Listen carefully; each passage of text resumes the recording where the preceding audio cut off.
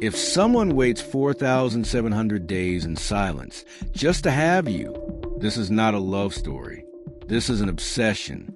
Just when you think you are safe, he is back. He thinks it is time for a reunion. Inside a cage he built by hand to make you face your deepest panic. I'm Agent Aris. Real cases, real victims. We decode dangerous personalities so you can spot the shadow inside you or beside you. Don't become the next one.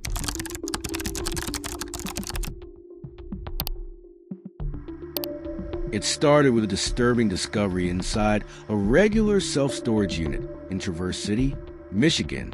Investigators found a small room built from plywood, insulation, and sandbags. Inside were professional soundproof panels and a single mattress. This was not a hobby project. It was a hand-built prison cell. Christopher Blaine Thomas was the architect of this cage. To the world, he was a successful professional with a master's degree and a stable job. But his internal code was broken. The plan began 13 years ago.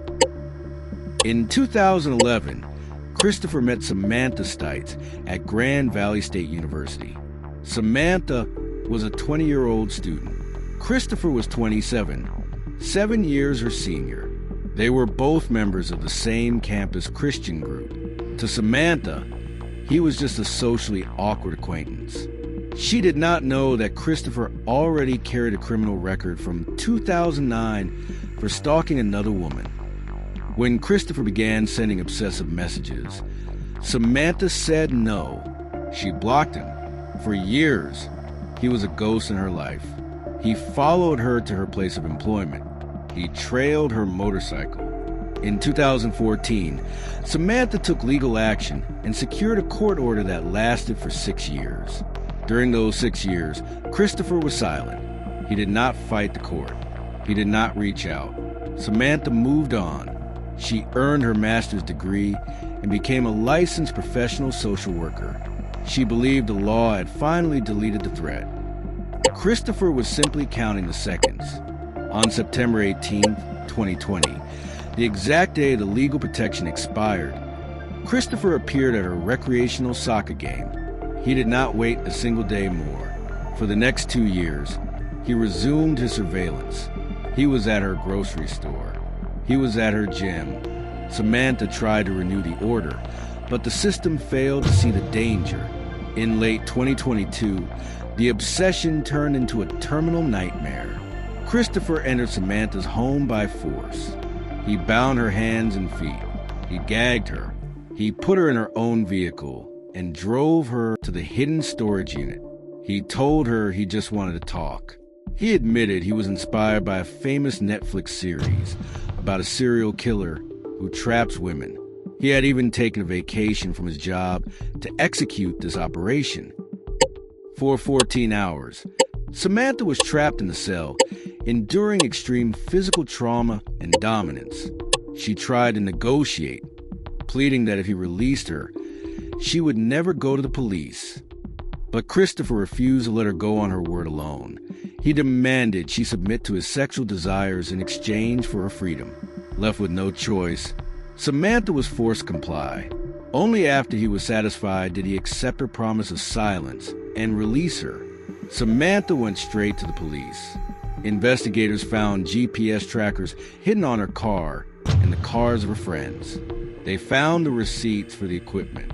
In early 2024, the law reached its final verdict. Christopher Thomas pleaded guilty to kidnapping, torture, and aggravated stalking. The sentence was final, 40 to 60 years in a high-security prison. He will be at least 78 years old before he is eligible for release.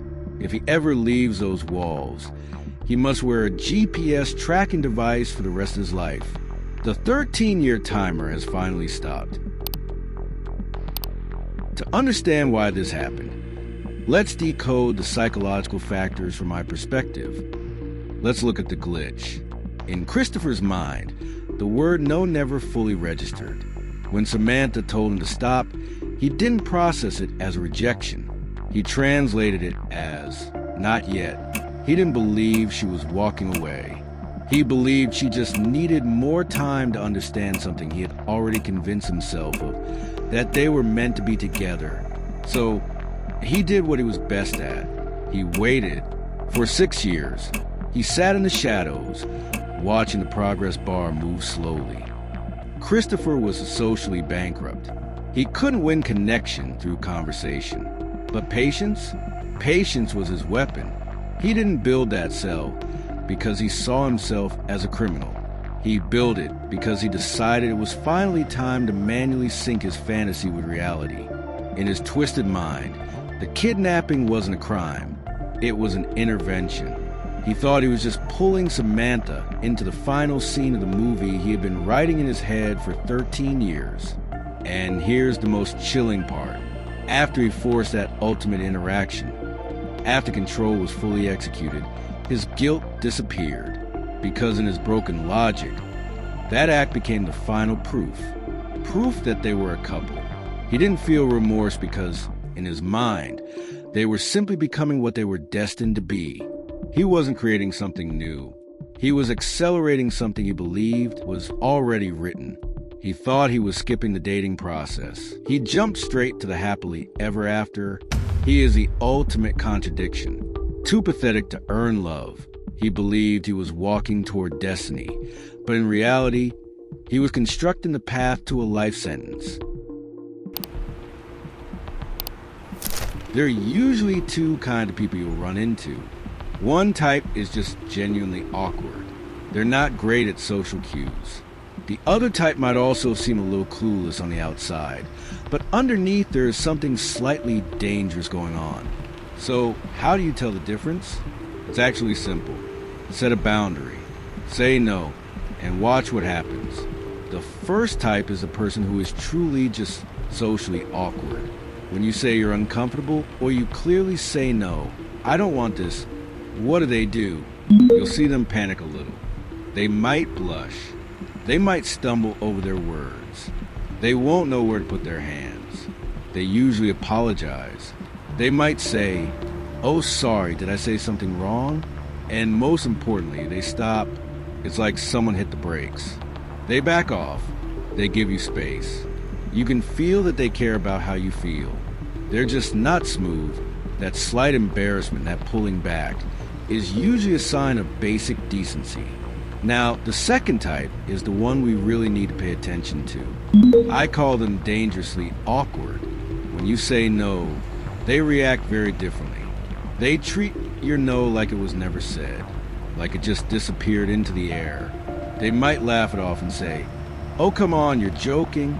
Or they might say, "I didn't mean anything bad. Why are you being so serious?" They might suddenly change the subject. You're talking about being uncomfortable and they ask, "So what are you having for dinner?" Or "What have you been up to lately?" The goal is to derail you, to make you drop your boundary. And the biggest red flag is this: they don't leave. The more you say no, the more they hover. They keep showing up. They ignore the rejection. So remember this: real awkward people step back. Dangerous ones cling. Did you catch the details? Felt a chill around someone who seemed perfect? Tell us below. What red flag did you notice? Trust your gut. Identify the pattern. See you behind the next door.